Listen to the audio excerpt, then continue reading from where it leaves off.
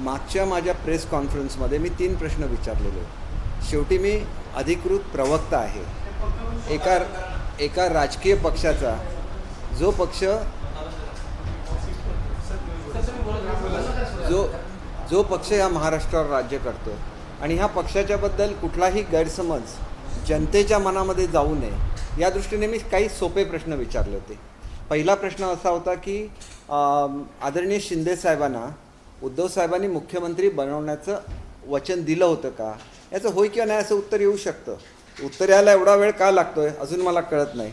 दुसरी गोष्ट अशी आहे की ज्यावेळेला उद्धव साहेबांना भेटायला शिंदे साहेब गेले त्याला त्यांनी आपल्याला मुख्यमंत्री बनण्यामध्ये इंटरेस्ट नाही, तुम्हीच मुख्यमंत्री राहा, परंतु काँग्रेस आणि राष्ट्रवादी बरोबरचे तुमचे असलेले संबंध तोडा, आघाडी तोडा आणि तुम्ही आपण जी युती घेऊन लोकांच्या समोर गेलो होतो ती युती पुन्हा एकदा महाराष्ट्रामध्ये घडवा असं बोलले की नाही, याचं होय किंवा नाही असं उत्तर मिळालं पाहिजे. आणि तिसरा प्रश्न असा होता की राहुल शेवाळेंनी जे सांगितलं की मोदी साहेबांचं आणि उद्धव साहेबांचं बोलणं चालू होतं आणि 12 आमदारांना डिस्क्वालिफाय केल्यानंतर किंवा तात्पुरतं निलंबन केल्यानंतर हे बोलणं थांबलं, ही बाब खरी आहे का? हे 3 प्रश्न मी विचारले होते आणि तिन्ही प्रश्नापैकी एकाही प्रश्नाचं उत्तर देऊ शकलेले नाहीत. हे महाराष्ट्रातल्या जनतेने आणि विशेषतः शिवसैनिकांनी लक्षात घेतलं पाहिजे की आज जे काय तुमच्या भावना भडकवल्या जात आहेत त्या कितपत योग्य आहेत याचा विचार करा. कारण जो मनुष्य आज मुख्यमंत्री झालेला आहे त्याला तुमच्या पक्षप्रमुखांनीच आश्वासन दिलं होतं की तुम्हाला मी मुख्यमंत्री करतो आणि बाळासाहेब असे होते की दिलेलं आश्वासन कुठल्याही परिस्थितीमध्ये ते पूर्ण करायचे. मग एकतर आश्वासन पूर्ण केलं नाहीच, परंतु ते स्वतः तुमच्याकडे आले आणि तुम्हाला सांगितलं की तुम्हीच मुख्यमंत्री राहा, परंतु आम्हाला हिंदुत्वाबरोबर जायचं आहे. त्याला तुम्ही का ऐकला नाही आणि तुम्ही हिंदुत्वाबरोबर का गेला नाही, हा सुद्धा प्रश्न आहे. आणि तिसरी गोष्ट अशी आहे की जर आदरणीय मोदी साहेबांच्याबरोबर आपली बोलणी चालू होती तर त्या परिस्थितीमध्ये सुद्धा तुम्हाला त्या पदावरून उतरायलाच लागलं असतं. आणि जरी तुम्ही 2.5 वर्षाचं म्हटलं आणि तो तुमचा फॉर्म्युला होता आणि जर 2.5 वर्ष झाली असती तर तुम्हाला त्या पदावरून उतरायला लागलं असतं. मग त्या केसमध्ये तुम्ही जनतेच्या भावना अशा तऱ्हेने भडकवल्या असत्या का, हा मुळात प्रश्न आहे. शेवटी या राज्याला शांतता पाहिजे. ही शांतता लोकांना आणि आमच्या राज्याला समृद्धीकडे घेऊन जाणार आहे. मग ती शांतता ह्या राज्याला द्यायची की नाही याचा सुद्धा विचार केला पाहिजे. नाहीतर आमचं ज्याला 2014 साली सरकार स्थापन झालं, रोज सकाळी एक प्रेस कॉन्फरन्स असायची, रोज दिल्लीवर टीका असायची आणि इथं आमचं राज्य मात्र व्यवस्थित चालावं अशी तुम्ही अपेक्षा करत होता. मग ते जर घडत नव्हतं तर त्याला कोणतरी रिस्पॉन्सिबल असणार. रोज सकाळी 9 वाजता कोण बोलतं सगळ्या महाराष्ट्राला माहिती आहे. आणि ते बोलत असताना ज्या पक्षाबरोबर आपण राज्य करतोय त्याच्याशी निदान चांगले संबंध राहिले पाहिजे, केंद्र आणि राज्याचे संबंध चांगले राहिले पाहिजेत, तर राज्याच्या गाडा सुरळीत चालू शकतो आणि लोकांना रिलीफ मिळू शकतो. राज्य कोणासाठी असतं, राजकीय पक्ष कोणासाठी असतात, तर ते सर्वसामान्य जनतेसाठी असतात, ते राज्याच्या हितासाठी असतात, ते राज्याच्या प्रगतीसाठी असतात. कधीतरी प्रगतीबद्दल बोला, कधीतरी राज्याबद्दल बोला. किती काळ राजकारण चालायचं याला सुद्धा मर्यादा आहेत. शेवटी आज जी परिस्थिती निर्माण झालेली आहे अतिवृष्टीमुळे, या परिस्थितीमुळे कालपर्यंत तुम्ही सांगत होता की लोकांच्या बांधापर्यंत चला, मग आज आपल्या कार्यकर्त्यांना तुम्ही लोकांच्या बांधापर्यंत जाऊन त्यांचे पंचनामे करण्यासाठी का मदत करत नाही आहे? त्याच्याऐवजी राजकारण चाललेलं आहे महाराष्ट्रामध्ये, प्रत्येकाला हिणवण्याचं काम चाललेलं आहे. आमचे खासदार आहेत त्यांच्या घरावर मोर्चा काढला, कोणी अधिकार दिला कोणाच्या घरावर जाण्याचा? तुम्हाला पाहिजे तुम्ही सभा घ्या, तुम्हाला जनतेशी काय बोलायचं आहे तुम्ही बोला, परंतु अशा तऱ्हेने दुसऱ्याच्या घरी जाणं, त्यांना हिणवणं ही महाराष्ट्राची संस्कृती नाही. जो बोलण्यामध्ये थोडासा सुधार आलेला होता प्रवक्त्यांच्या, तिथल्या प्रवक्त्यांच्या, ते पुन्हा एकदा त्यांचं घसरायला लागलेलं दिसतंय. म्हणजे तिथून मग तुम्ही अमुक व्हाल, तुम्ही लोकांच्या अश्रूमध्ये लोकांना रडवायचं कसं हे तुम्हाला माहिती आहे. खोटं सांगून रडवता येतं, असं सांगून रडवता येतं की ज्या वेळेला पक्षप्रमुख आजारी होते त्यावेळेला कटकारस्थान झालं असं तुम्ही म्हणू शकता, पण कटकारस्थान मुळात झालेलंच नव्हतं हे महाराष्ट्राच्या जनतेला कळलं पाहिजे. कटकारस्थान का होणार? तुम्हाला येऊन परत परत भेटत होते ना, सांगत होते ना की आघाडी तोडा, आघाडी तोडा, म्हणजे त्याच्यामध्ये काही कटकारस्थान असतं का? शिवसेना वाचली पाहिजे तर ही आघाडी बनता कामा नये. आणि तुमची जर बोलणी चालू होती आणि आम्हाला जर असं वाटतं की शिवसेनेचं मुंबई हे हृदय आहे, मग त्याला तुम्ही मोदी साहेबांची बोलणी का नाही केली की मुंबई मराठी माणसाच्या ताब्यात राहिली पाहिजे? ही बोलणी तुम्ही करून सहजासहजी मुंबईवर जो मराठी माणसाचा आज एक मानाचा हिरवा भगवा झेंडा आहे, हा झेंडा तुम्ही कायम ठेवू शकला असता, कारण तुमची बोलणी चालू होती. आणि तुमची बोलणी ही केवळ महाराष्ट्राच्या सत्तेसाठी असतील तर मग मुंबईचं कोणी बघायचं? आमच्यापैकी प्रत्येक जणांना काय एक इंटरेस्ट असतो, आम्ही का शिवसेनेमध्ये जातो?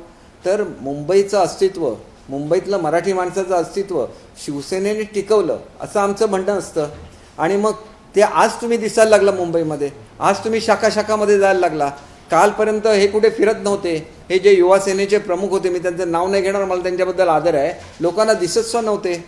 7व्या मजल्यावर त्यांचं ऑफिस आहे, किती काळ ते आपल्या ऑफिसमध्ये गेले, किती काळ ते लोकांना भेटले, याचं उत्तरसुद्धा त्यांना लोकांना द्यायला लागेल. आमच्या आमदारांना ज्यावेळेला तुम्ही जाऊन चिडवता, त्यांच्या विरोधामध्ये लोकांना उठवता, त्यावेळेला तुम्हाला हे साधं उत्तर देणं अपेक्षित आहे की त्यावेळेला तुम्ही किती शिवसैनिकांना भेटला, त्यावेळेला तुम्ही महाराष्ट्राच्या किती जनतेला भेटला, याचं सुद्धा उत्तर मिळालं पाहिजे. आम्ही ज्यावेळेला मंत्री असतो, आम्ही सकाळी 7-8ला आमच्या घरचं ऑफिस सुरू करतो, 10ला आमच्या कार्यालयात जातो, तिथं 6-7 वाजेपर्यंत बसतो. परत जर कोण व्हिजिटर असले तर त्यांना घरच्या ऑफिसमध्ये बसतो. आणि याच्यासाठी आम्हाला हे बंगले दिलेले असतात, याच्यासाठी आम्हाला आमची ऑफिसेस दिलेली असतात सरकारने. आणि मग त्याचा वापर त्या काळामध्ये तुम्ही करू शकला नाही तर त्याचं उत्तरसुद्धा तुम्हाला द्यायला लागेल. महाराष्ट्रामध्ये केवळ राजकारण चालणार नाही, कारण देशातलं पहिल्या क्रमांकाचं हे राज्य आहे आणि ते पहिल्या क्रमांकावर राहिलं पाहिजे. तर कधीतरी राजकारणातून बाहेर पडायला लागेल आणि महाराष्ट्राच्या जनतेला न्याय द्यायला लागेल. आणि म्हणून तुमची आंदोलनं चालवायची, तुम्ही तुमच्या पक्षामध्ये काय करायचं, तुमचे कार्यकर्ते कसे जवळ ठेवायचे, हा तुमचा विषय आहे. त्याच्यामध्ये जनतेला ओढू नका. जनतेला जे पाहिजे, जनतेला स्वतःची प्रगती पाहिजे. शेतकऱ्यांची आत्महत्या होत असल्या तर आत्महत्याग्रस्त महाराष्ट्र घडवायचा आहे, मग त्याच्यामध्ये तुम्ही स्वतःचं योगदान काय देणार हे तुम्ही सांगितलं पाहिजे. कारण ज्यावेळेला एखाद्या घरातला शेतकरी आत्महत्या करतो त्यावेळेला त्या घरावर किती दुःखाचा डोंगर कोसळतो हे लोकांना माहिती असतं. आणि म्हणून आज राजकारण करायची वेळ नाही आणि राजकारण किती काळ चालवायचं यालासुद्धा मर्यादा आहेत. राजकारणामध्ये 2.5 वर्ष गेली, केंद्रावर आरोप, याच्यावर आरोप, रोज आरोप, आणि त्याच्या व्यतिरिक्त कामाच्या नावाने मग राज्य मागे पडतं. आणि हे कुठेतरी थांबवावं, आमची कळकळीची विनंती आहे. तुम्ही राजकारण करा, तुम्ही मुलाखती द्या, त्याच्याबद्दल आमचं कुठलंही दुमत नाही, परंतु आता हे थांबलं पाहिजे, कुठेतरी थांबलं पाहिजे. तुम्हाला असं वाटत असेल, तुम्ही कोर्टामध्ये गेलेला असाल, कोर्टामध्ये निर्णय होईल. तुम्ही इलेक्शन कमिशनमध्ये गेला असेल, इलेक्शन कमिशनमध्ये निर्णय होईल. परंतु महाराष्ट्राच्या विकासाची गाडी थांबता कामा नये, एवढं माझं नम्र निवेदन आहे. आणि माझं सगळ्यांना विनंती आहे की आता हे कृपया थांबवा. लोकांच्या घरावर पाठवायचं तर अगोदर ताबडतोब थांबवा. याच्यामधून महाराष्ट्रामध्ये अशांतता निर्माण होईल आणि ज्याला अशांतता निर्माण होईल त्यावेळेला लॉ अँड ऑर्डरचे प्रश्न निर्माण होतात. त्यावेळेला पोलिसांना नाईलाजास्तव कुठल्या तरी ॲक्शन घ्यायला लागतात आणि त्या ॲक्शनमधून राज्याची एकंदर जे वातावरण असतं, एकाबद्दलचं प्रेमाचं वातावरण असतं, हे कुठेतरी कमी होतं. आणि त्याच्यामुळे हे थांबवावं अशी माझी नम्र विनंती है. मैं ये कहना चाहता हूँ कि 3 दिन पहले मेरी प्रेस कॉन्फ्रेंस हुई थी. सिंपल से 3 प्रश्न मैंने पूछे थे. उसमें से पहला सवाल ऐसा था कि क्या आपने शिंदे साहब को मुख्यमंत्री बनाने का आश्वासन दिया था क्या? इसका सिंपल आंसर हो सकता है हाँ या ना.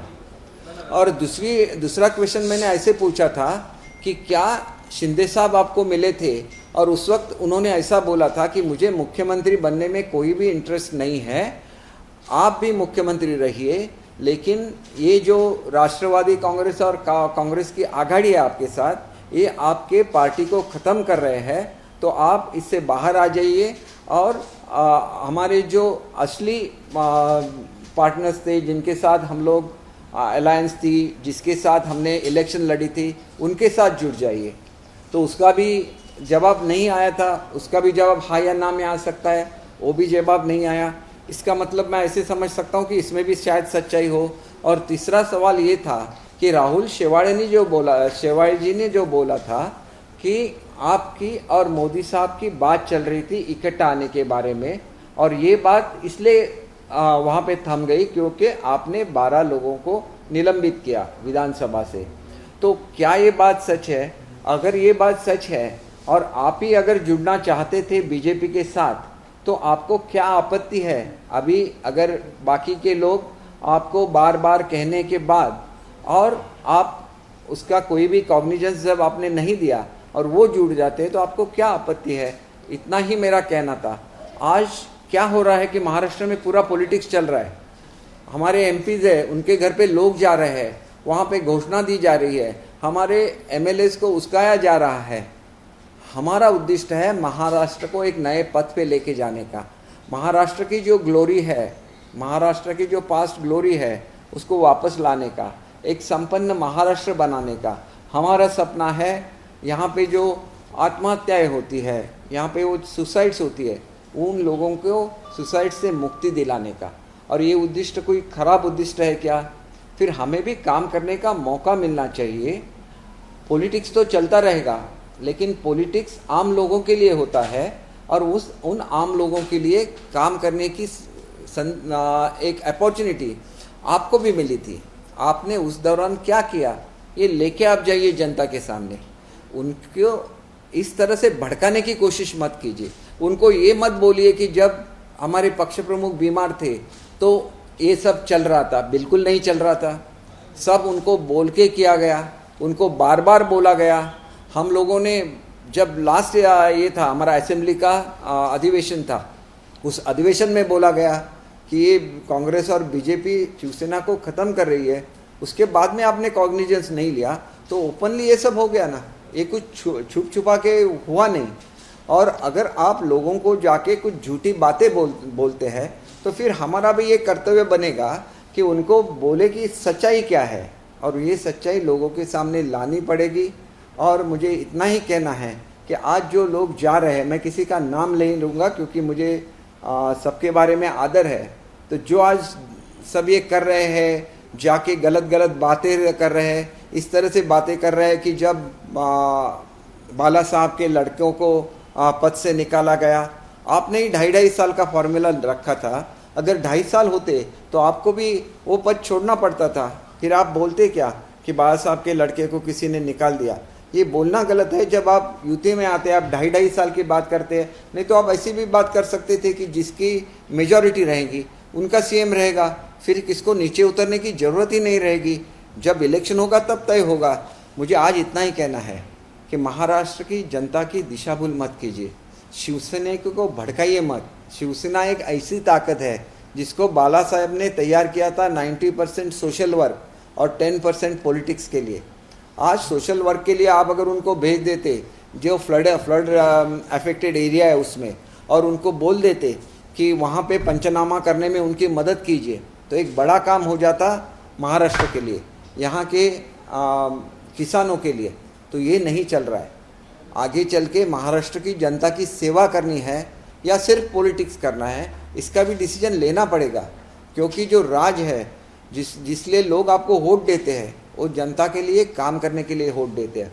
और अगर ऐसा समझे कि आपके डायलॉग चल रहा था, अगर प्राइम मिनिस्टर के साथ डायलॉग चल रहा था, तो आपको उनसे मांगना था मुंबई के लिए। वो आपका जो मुंबई का मराठी मानुस है, जिसको हम लोग बनाते हैं मराठी स्पीकिंग लोग हैं, उनकी एक अस्मिता है मुंबई, जिसके लिए 108 लोगों ने अपनी जानें गंवाई थी। तो मोदी साहब भी इसको जानते हैं। तो आप उनके साथ अच्छी तरह से बात करते तो आज मुंबई में संघर्ष नहीं होता।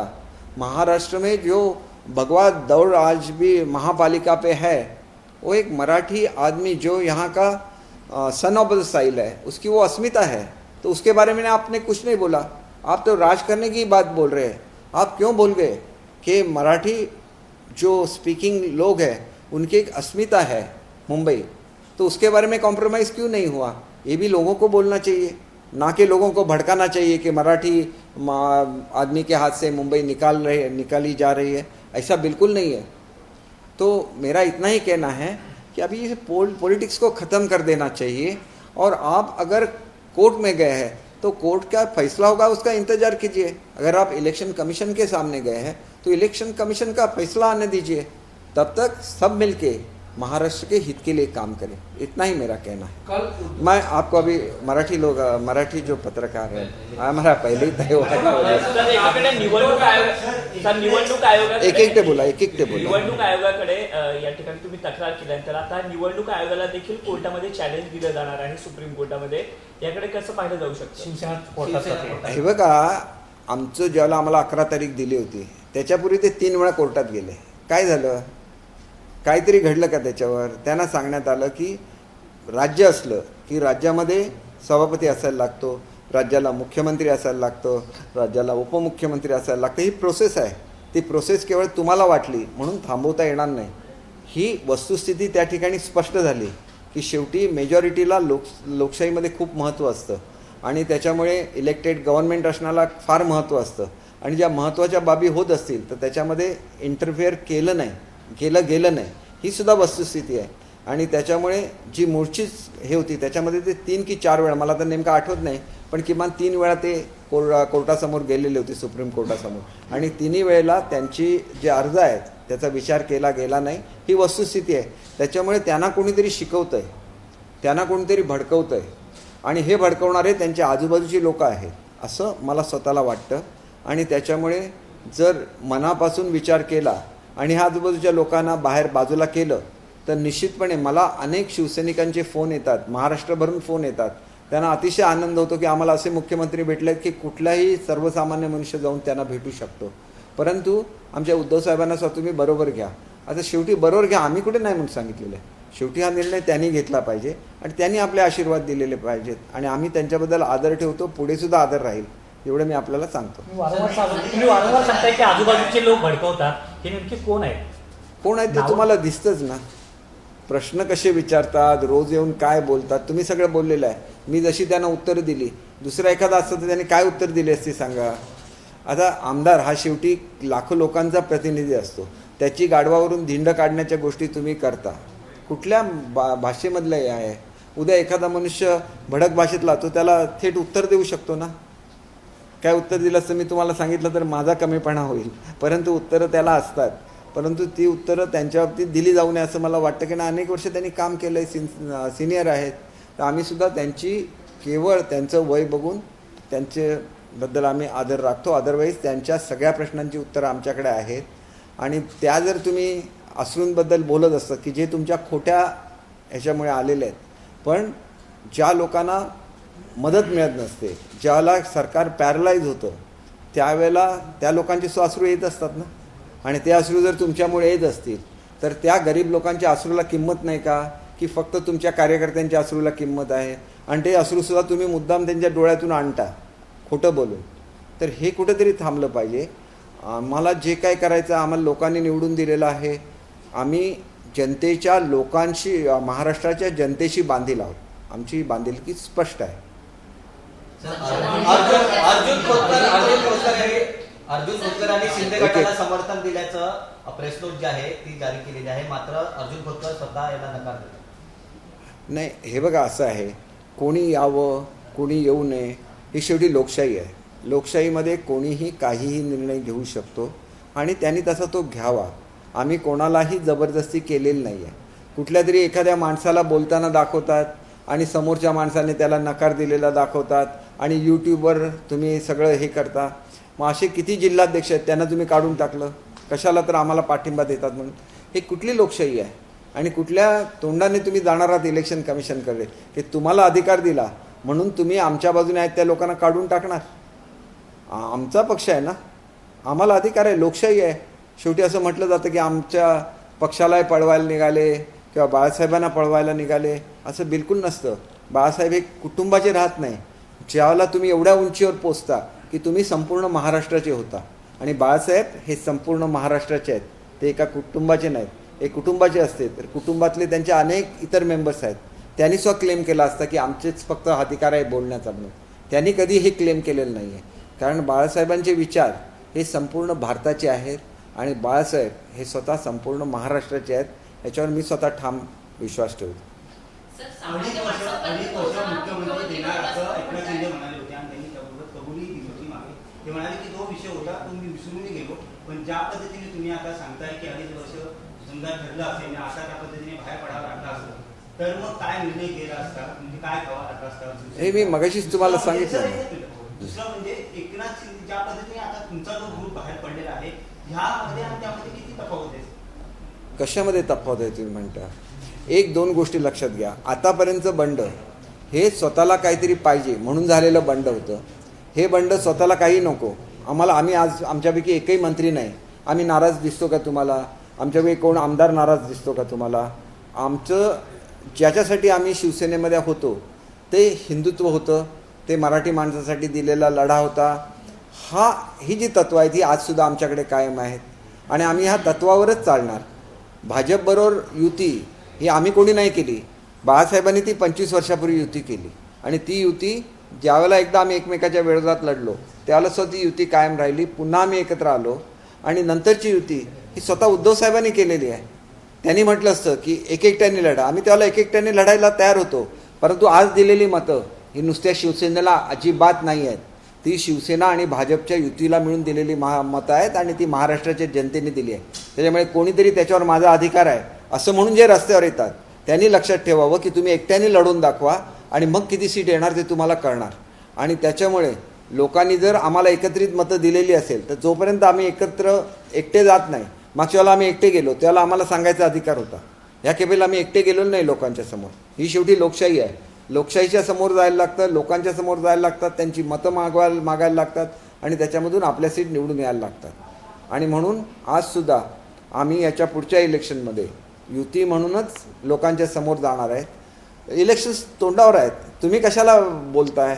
लोक निर्णय घेतील ना. आमची युती पसंत आहेत की तुमची आघाडी पसंत आहे, लोक निर्णय घेतील. आमची त्याला तयारी आहे. आम्ही जाणार आहोत लोकांच्या समोर आणि ते करताना आम्ही तुम्हाला दोष देणार नाही. हिंदुत्वाबरोबर जायचा निर्णय आमचा आहे, आमच्या शिंदे साहेबांचा आहे, आमच्या 50 लोकांचा आहे आणि त्याच्याचबरोबर आदरणीय फडणवीस साहेब आणि त्यांची पूर्ण टीम आणि सगळे वरिष्ठ नेते हे आमच्यावर त्यांचे आशीर्वाद आहेत. उघडपणे आमची युती झालेली आहे. आम्ही युती म्हणून सामोरं जाऊ इलेक्शनला. तुम्हीच तुमचे लोक बाहेर जाऊ नये म्हणून लोकांना खोटं काहीतरी सांगताय आणि ते खोटं सांगायचं थांबवा अशी आमची कळकळीची विनंती आहे. सर पण स्थानिक स्वराज्य संस्था सामान्यांच्या मनातला मुख्यमंत्री करण्यात आलेला आहे एकनाथ शिंदे म्हणून, पण मग भाजपला काळजावर दगड ठेवून मुख्यमंत्री पद दिलं असं का म्हणावं? नाही, एक गोष्ट याच्यामध्ये लक्षात घ्या की कुठल्याही स्टेटमेंटकडे पॉझिटिव्हली बघितलं पाहिजे. आमची जशी आम्हालाही माहिती नव्हतं की शिंदेसाहेब मुख्यमंत्री होणार आहेत की उपमुख्यमंत्री होणार आहेत. आमच्यासाठी सुद्धा हा सुखद धक्का होता जो आदरणीय मोदी साहेबांनी, अमित शहाजींनी, नड्डाजींनी एक तऱ्हेने बाळासाहेबांची इच्छा पूर्ण केली. तेवढाच धक्का तो भाजपला सुद्धा लागलेला असणार कारण ते अपेक्षा करत होते की त्यांचे नेते मुख्यमंत्री होतील. पण त्यांचं पुढचं वाक्य बघा, आम्ही हे आनंदाने स्वीकारलं, हे पुढचं वाक्य आहे. म्हणून एक वाक्य जर अर्धवट ऐकलं तर त्याच्यामधून वेगळा अर्थ निघतो आणि ते जर पूर्ण वाक्य ऐकलं तर त्याच्यामधून वेगळा अर्थ निघतो. त्याच्यानंतर झालेलं फडणवीस साहेबांचं भाषण आहे का, त्याच्यामध्ये यांनी याचं एक्सप्लेनेशन दिलेलं आहे की तुम्हाला कदाचित आपल्या अपेक्षा पूर्ण झाल्या नाहीत म्हणून वाईट वाटलं असेल, परंतु वाईट वाटून न घेता आनंद असा आहे की BJPला सुद्धा अपोजिशन पार्टी म्हणून बसायला लागलं महाराष्ट्रामध्ये. आज ते सुद्धा सत्तेवर येत आहेत. हा एक त्यांच्या दृष्टीने आनंदाचाच प्रसंग आहे. असं काही नाही की त्याच्यामध्ये थोडंसं कुठेतरी राहिलं असेल तर प्रत्येक ठिकाणी निर्णय घेताना एखादं कुठेतरी आपल्याला सहन करायलाच लागतं युतीमध्ये. आणि कालसुद्धा फडणवीस साहेबांनी सांगितलं की प्रत्येकाला मंत्री होता येणार नाही, किती जरी एलिजिबल लोक असले तरी, कारण मंत्र्यांची संख्या लिमिटेड असते, ती तुमच्या एकंदर संख्येच्या 15% वर जाऊ शकत नाही. आणि त्याच्यामुळे याच्यातून वेगळा अर्थ कृपया काढू नका. आणि मी स्वतः अत्यंत जवळचा आहे चंद्रकांत दादा कोल्हापूरचे आहेत. तिथून फक्त 80-90 किलोमीटरवर माझा मतदारसंघ सुरू होतो आणि माझे एवढे चांगले संबंध आहेत. ज्या वेळेला ही आघाडी म्हणजे आमची युती झाली, आम्ही मुंबईमध्ये आलो, त्याच्यानंतर आमची पाठ थोपटण्यामध्ये सगळ्यात आघाडीवर चंद्रकांत दादा होते, सगळेच भाजपचे नेते होते. त्यांना अतिशय आनंद झाला की चांगल्या तऱ्हेने हे झालं आणि लोकांची मनं न दुखवता हे झालं, हे एक महत्त्वाचं आहे. आणि त्याच्यामुळे त्यांच्या मनातलं काय असतं मला माहिती आहे. आणि मी ज्यावेळेला ही भूमिका मांडली, मी तुम्हाला सगळ्यांना भेटू शकलो नाही, परंतु TV9 आणि सामवर माझी मुलाखत आलेली होती या संदर्भातली आणि स्वतः चंद्रकांत दादांनी मला फोन करून सांगितलं की तुम्ही योग्य बाजू मांडली आणि हीच माझ्या मनातली बाजू होती. आणि म्हणून त्यांनी मला हे सुद्धा दिलं. ते माझ्यापेक्षा ज्येष्ठ आहेत, त्यांनी मला ह्याच्याबद्दल भावना होती, कार्यकर्त्यांच्या मनातली भावना जर वेगळी असेल तर उद्या आपल्या शिंदे गटाला अशा कार्यकर्त्यांबरोबर काम करताना प्रॉब्लेम नाही का? बिलकुल नाही. मी ज्यावेळेला आलो ना त्यावेळेला आम्ही भाजपचे होते, जवळजवळ 110च्या आसपास त्यांचे आमदार आहेत, 106 आणि प्लस त्यांना सपोर्टिंग, आणि आमचेसुद्धा 50 आमदार होते. तर सगळ्यांना एवढा आनंद झाला आणि ह्या लोकांनी खूप काळ एकत्र काम केलेलं आहे. त्याच्यामुळे त्यांच्यामध्ये जे कोऑर्डिनेशन आहे ना, तुम्हाला राष्ट्रवादी किंवा काँग्रेसबरोबर हे दिसणारच नाही. कारण ते कायम राष्ट्रवादी आणि काँग्रेसशी झगडत आले. आमचे खालचे कार्यकर्ते कायम BJP बरोबर एकत्र काम करत आले आणि राष्ट्रवादी आणि काँग्रेसशी झगडत आले. त्याच्यामुळे हे कोऑर्डिनेशन तर महाराष्ट्रामध्ये आहेच. आणि शिंदेसाहेब असे आहेत की ते फक्त शिवसेनेचे म्हणून काम करणार नाहीत, तर ते युतीचे मुख्यमंत्री म्हणून काम करणार.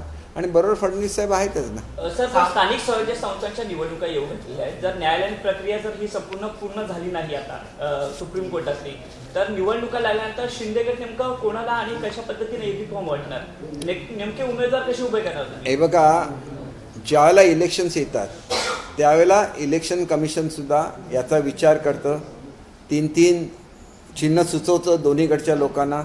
आणि पूर्वीसुद्धा ही प्रोसेस घडलेली आहे आणि त्याच्यामधलं एक चिन्ह आपल्याला घ्यायला लागतं, आपल्याला एबी फॉर्म देण्याचे अधिकार असतात. हे सगळं आपोआप घडतं. कारण ज्यावेळेला स्प्लिट होते पार्टीमध्ये, पूर्वी बिहारमध्ये अशी फूट झालेली आहे पासवान आणि त्यांच्या काकांच्यामध्ये. तर हे नॅचरल प्रोसेस आहे आणि ही सेट असलेली प्रोसेस आहे की काय घडतं अशा केसमध्ये.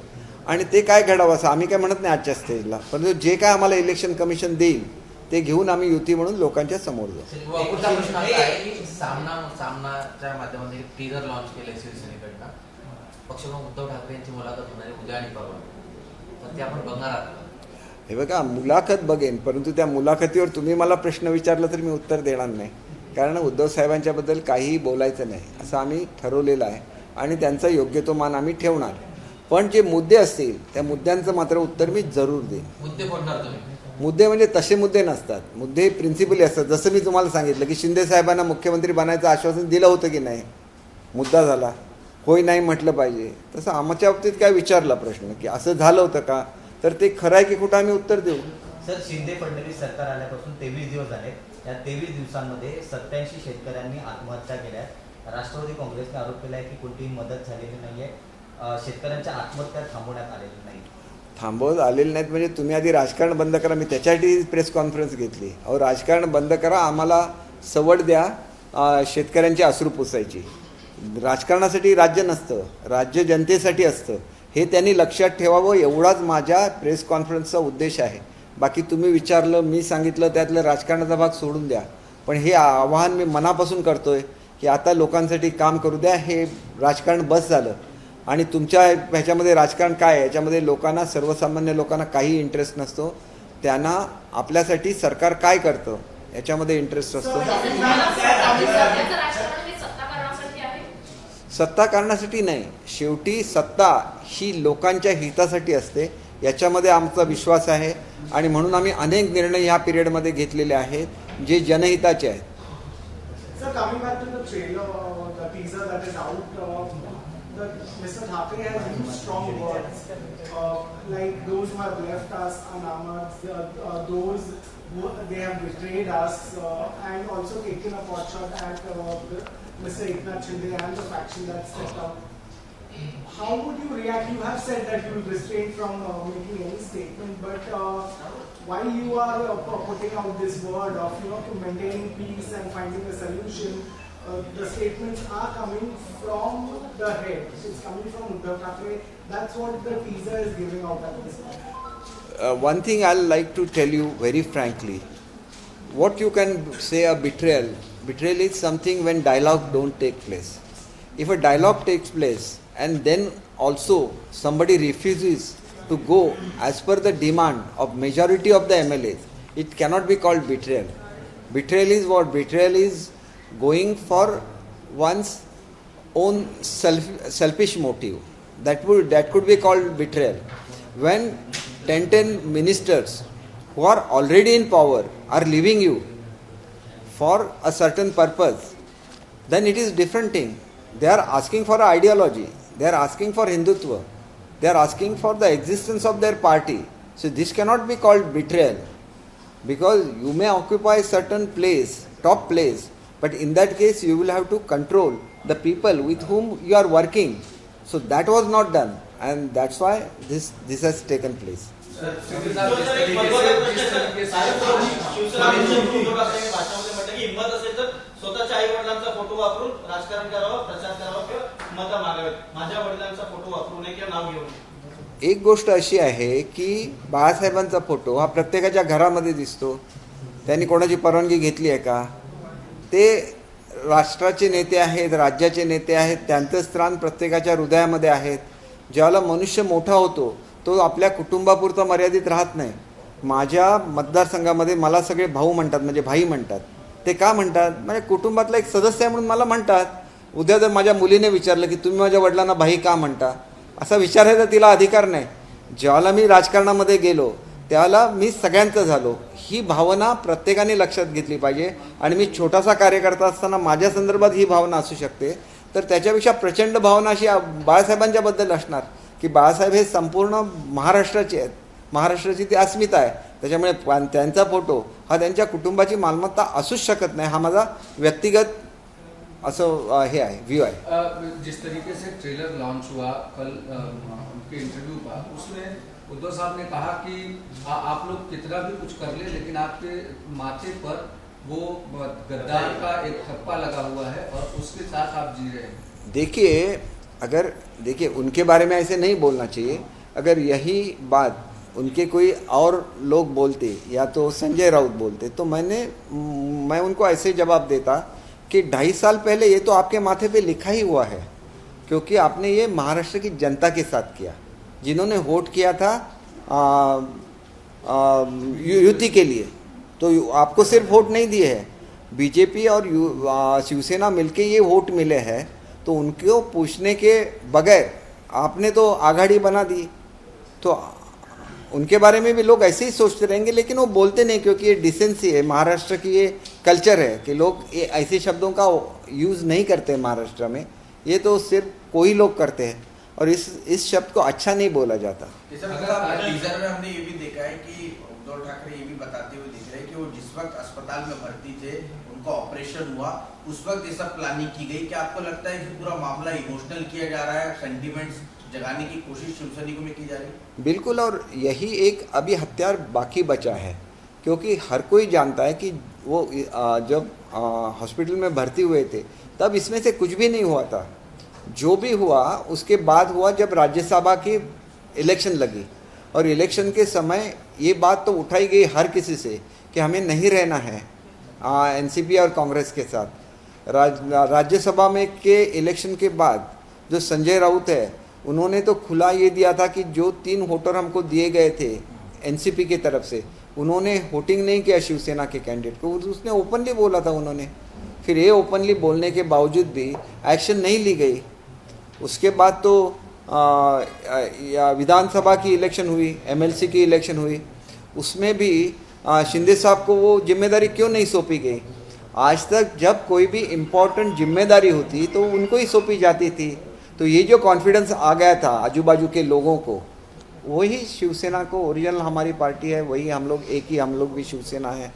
तो यही कारण है कि जिसके लिए ये सब एपिसोड हो गया. शिवसेना किसकी है इस बात को लेकर? शिवसेना किसकी है इस बात को लेकर भी वहां पर टीजर में संजय राउत ने सवाल किया और कहा मामला कोर्ट तक पहुंच गया है, मामला इलेक्शन कमीशन की दहलीज तक पहुंच गया है, और धनुष बाण किसका है इसको लेकर क्लेम किया जा रहा है, शिवसेना की संपत्ति किसकी है इसको लेकर क्लेम किया जा रहा है. इस तरीके की चीजें जो सामने आ रही हैं, कैसे देख रहे हैं? और आप लोगों ने जो क्लेम किया है उसको चैलेंज हमने कोई भी संपत्ति पे कोई भी क्लेम नहीं किया है. बाला साहब के जो विचार है वही हमारी संपत्ति है, मैं बार बार बोल रहा हूँ. और जो इलेक्शन का चिन्ह है वो तो सबका है, हमें भी वो मिलना चाहिए. हमने क्या गलत किया है? आप लोग हमें डिस्क्वालीफाई करने की कोशिश करेंगे.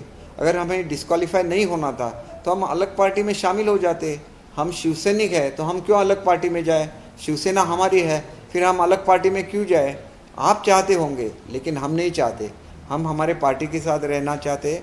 इसीलिए तो लार्जर बेंच का गठन हो गया ना. ऐसी परिस्थिति निर्माण हो जाए कि शिवसेना में ही उनका मेजॉरिटी है. जैसे आपने देखा कि बहुत सारे पार्लियामेंट के सदस्य भी हमारे साथ हैं. तो इसके वजह से हमारा क्लेम भी जेन्युइन है और वो क्लेम हमने किया है। उद्धव ठाकरे ये कह रहे हैं कि आप लोगों में अगर काबिलियत है तो आप अपना कुछ बनाइए, मेरे पिताजी का नाम इस्तेमाल मत कीजिए। देखिए, मैंने इसका जवाब तो मैं दे चुका हूँ कि जब आदमी बड़ा हो जाता है तो पूरे समाज का हो जाता है, पूरे महाराष्ट्र का हो जाता है, और उनकी जो सोच थी वो तो पूरे इंडिया के लिए थी। तो फिर उनके फैमिली मेंबर्स नहीं क्लेम कर सकते। महात्मा गांधी जी के फैमिली मेंबर ने कभी ये क्लेम किया है क्या कि आप महात्मा गांधी जी की फ़ोटो क्यों लगा रहे हैं, वो हमारे परपिता थे, ये थे, मतलब ग्रैंडफादर थे, ऐसे उनके पोते ने कभी क्लेम नहीं किया। फिर ये सोच, ये भारत की सोच है। जवाहरलाल नेहरू जी की फ़ोटोज़ हर घर में लगती है, फिर उनके फैमिली मेंबर्स ने तो ऐसा तय नहीं किया या ऐसा क्लेम नहीं किया आप हमारे पिताजी की फ़ोटो क्यों लगा रहे हैं। तो सबके हो जाते हैं, जब पॉलिटिक्स में आ जाते हैं तो सबके हो जाते हैं। आपको इसके बारे में पॉलिटिक्स में आने से पहले सोचना चाहिए। एक बार आप पॉलिटिक्स में आ जाते हैं तो आप जनता के बन जाते हैं। आपका ये कहना है कि एक परिवार की प्रॉपर्टी नहीं है वो। परिवार की प्रॉपर्टी केवल बाला साहब का नहीं, कोई भी जो नेता रहता है वो किसी परिवार की प्रॉपर्टी नहीं रहती है, वो पूरे हिंदुस्तान के नेता रहते हैं। तो हर हिंदुस्तानी का उस पर अधिकार हो जाता है। शिवसेना किस चीज को लेकर चुनाव आयोग के ऊपर कहीं ना कहीं अविश्वास दिखाते हुए सुप्रीम कोर्ट गए हैं उद्धव ठाकरे और उनके लोग। नहीं, ये तो क्या है, उनके जो एडवाइज़र है, मुझे मालूम नहीं किस तरह का एडवाइस देते हैं। हमें 11 तारीख दी गई थी हमारा जो एप्लीकेशन था सुप्रीम कोर्ट में। उसके बाद जो हमें नोटिस दिया गया था डेप्यूटी स्पीकर के यहाँ से, वो नोटिस गलत था क्योंकि वो 24 आवर्स का नोटिस था। उसको स्टे किया गया। उसको स्टे करने के बाद उस तारीख तक ये 3 बार कोर्ट में गए, हर बार उनकी अर्जी रिजेक्ट हो गई। तो इनको ये है, मतलब इससे अभी आदी हो गए, बार बार जाएंगे, बार बार इनकी अर्जी ठुकराई जाएगी, क्योंकि ये प्रोसीजर नहीं है। जब डेट लगती है, जब अथॉरिटीज़ रहते हैं, जैसे समझिए विधानसभा है, तो विधानसभा के जो चेयरमैन रहेंगे वो जब तक डिसीजन नहीं देंगे, उस डिसीजन के खिलाफ आप जा सकते हैं, लेकिन जब तक वो डिसीजन नहीं देते उनकी अथॉरिटी रहती है। इलेक्शन कमीशन जब तक अपना डिसीजन नहीं देती, वो इलेक्शन कमीशन का अधिकार है। वो अधिकार उनको घटना ने दिया है, कॉन्स्टिट्यूशन ने दिया है। वो कभी भी किसी कोर्ट ने नहीं ऐसे बोला है कि आपका ये अधिकार छीना जा रहा है। तो ये जो सब कर रहे हैं वो प्री मैच्योर्ड है। वो डर गए हैं कि जैसे ये सब लोग निकल गए वैसे हमारे सब साथी जो बचे हैं वो भी निकल न जाए, इसलिए उनको वो इमोशनली अपने साथ जुड़ के रखने चाहते हैं, इसीलिए ये सब हो रहा है, ऐसे मैं सोचता हूँ। शिवसेना को लेकर जिस तरीके से अगर ये लड़ाई लंबी चलती है और अभी स्थानीय निकाय के चुनाव होंगे, महानगर पालिकाओं के चुनाव भी होंगे, आपने कहा कि सिंबल दिया जाता है अलग अलग, तो आगे क्या, मतलब आप किस सिंबल पे जाएंगे, क्या आपके पास ऑप्शन रहेगा और क्या आप गठबंधन में जाएंगे? चुनाव लड़ेंगे तो गठबंधन में हमारा चिन्ह तो धनुष्य बाण ही है, लेकिन इलेक्शन कमीशन जो भी चिन्ह देता है, अगर समझिए उन्होंने वो फ्रीज किया और दूसरा चिन्ह दिया, तो जो भी चिन्ह है वो लेके हम लोग युति में जाएंगे। ये तो शिंदे साहब ने बोला है कि जो अभी गठबंधन बन गया है वो गठबंधन परमानेंट है और हम उस गठबंधन से ही जाएंगे आगे के सब चुनाव में, उस गठबंधन के साथ। केसरकर साहब, एक सवाल ये है कि आप लोग इलेक्शन कमीशन की शिवसेना आपकी है और आपके पास लेजिस्लेटिव पार्टी है, तो उस समय से लेकर जो भी शिवसेना की ऑफिसेस हैं, दफ्तर हैं, चाहे वो विधानसभा में हों, बाहर हों, जो लीज पे मिले हों, कम दाम में जो सरकार देती है, इस तरीके के जो दफ्तर है, अगर शिवसेना आपकी होती है और ऑफिशियल इलेक्शन कमीशन डिक्लेयर करता है, तो इसको लेकर के कैसे पॉलिसी होगी आप लोगों की? और नहीं, देखिए, हमने कुछ भी प्रॉपर्टी के लिए नहीं किया। मैं बार बार बोल रहा हूँ, बाला साहब के विचार यही हमारी प्रॉपर्टी है, उस विचारों को लेके हम लोग चलेंगे। और कोई कुछ भी बोले, बाला साहब पूरे महाराष्ट्र के हैं और हम सबके हैं और हम सबके रहेंगे। Thank you. एबीपी माझा, उघडा डोळे बघा नीट।